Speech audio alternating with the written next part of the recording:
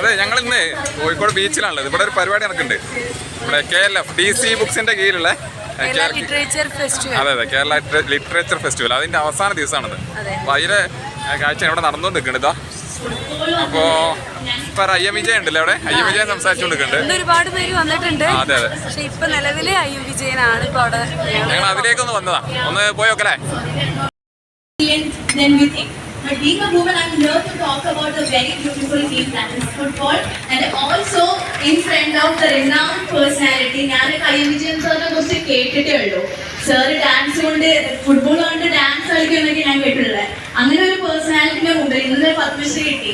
ആളുടെ ഞാൻ ചോദിച്ച ചോദ്യത്തിന് ഉത്തരം കിട്ടിയിട്ടില്ല. അതായത് എങ്ങനെയാണ് ഫുട്ബോൾ തലക്ക് പിടിച്ചത്? കുറെ ആളുകൾ കൊച്ചിൻ പോർട്ടിന് വേണ്ടി കളിച്ചിട്ടുണ്ട്. അങ്ങനെ ഒരു പാരമ്പര്യമുള്ള കുടുംബത്തിലാണ് ഞാൻ ജനിച്ചിട്ടുണ്ടായിരുന്നത്. അപ്പൊ എനിക്ക് എന്താന്ന് വെച്ചാൽ ഞാൻ ജനിച്ച ടൈമില് എന്റെ ഫാമിലിയിൽ മിക്കതും ബോയ്സ് ആയിരുന്നു. അത് ആ ഒരു ആംബിയൻസും ഒരു സ്പിരിറ്റും അത് ഇന്നത്തെ പ്ലേയേഴ്സിന് ഉണ്ടോ എന്നുള്ളതാണ് എന്റെ ബലമായ സംശയം. ഞങ്ങളൊക്കെ സെവൻസ് കളിക്കുമ്പോൾ ഞങ്ങൾക്ക് പെരുന്ന സ്കില്ലായാലും ധൈര്യമായാലും ഇത് സെവൻസിന് കിട്ടിയാണ്.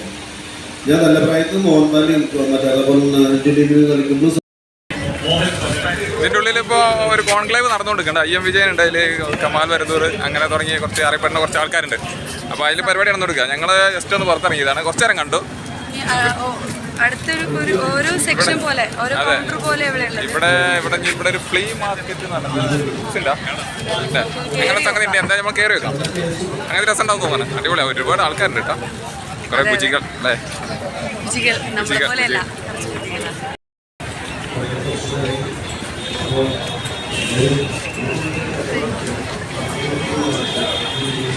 ഇതിനുള്ളിൽ ഒരുപാട് സ്റ്റാളുകളാണുള്ളത്. കുറേ പരിപാടിയുണ്ട്. ഡ്രസ്സ് ഐറ്റംസ്, ഫുഡ്, ബാഗ്, അങ്ങനത്തെ കുറേ കരകൗശല അങ്ങനത്തെ കുറേ സ്റ്റാളുകളാണ് ഇതിനുള്ളിൽ. നമുക്കൊന്ന് ജസ്റ്റ് ഒന്ന് നടന്നു നോക്കാം.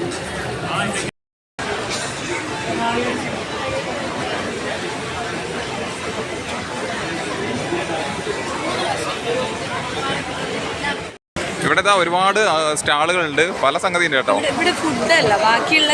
ഫുഡ്, ഐസ്ക്രീം, അങ്ങനത്തെ ഫുഡുകളൊക്കെ ഉണ്ട്. ബുക്സ് ഉണ്ട്.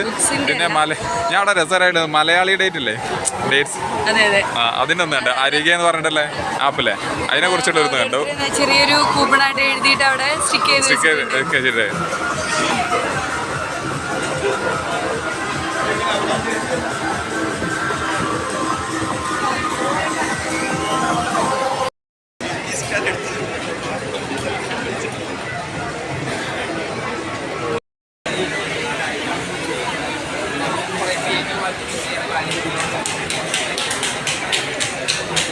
ഇതൊക്കെ കരകൗശല വസ്തുക്കളെ ഭാഗങ്ങളാട്ടോ.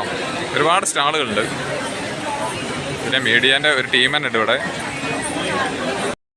ഇവിടെ രസകരമായിട്ട് വേറെ ഒന്നും എന്താ വെച്ചാൽ കാലിഗ്രാഫി ഇല്ലേ, അതിൻ്റെ ഒരു ലൈവായിട്ട് ചെയ്യുന്ന ഒരു സംഗതി ഉണ്ട്. അതാണ് ചെയ്യുന്നത്. KLFൻ്റെ 8ാമത്തെ എഡിഷനാണ് കേട്ടോ. അപ്പോൾ ഇത് ലാസ്റ്റ് ഡേയ്സാണ്. അപ്പോൾ ഇതിൻ്റെ കാഴ്ചകൾ കാണിക്കാന്നുള്ളതാണ് നമ്മുടെ ഒരു ലക്ഷ്യം. എല്ലാ വർഷവും ഉണ്ടാവാറുണ്ട്.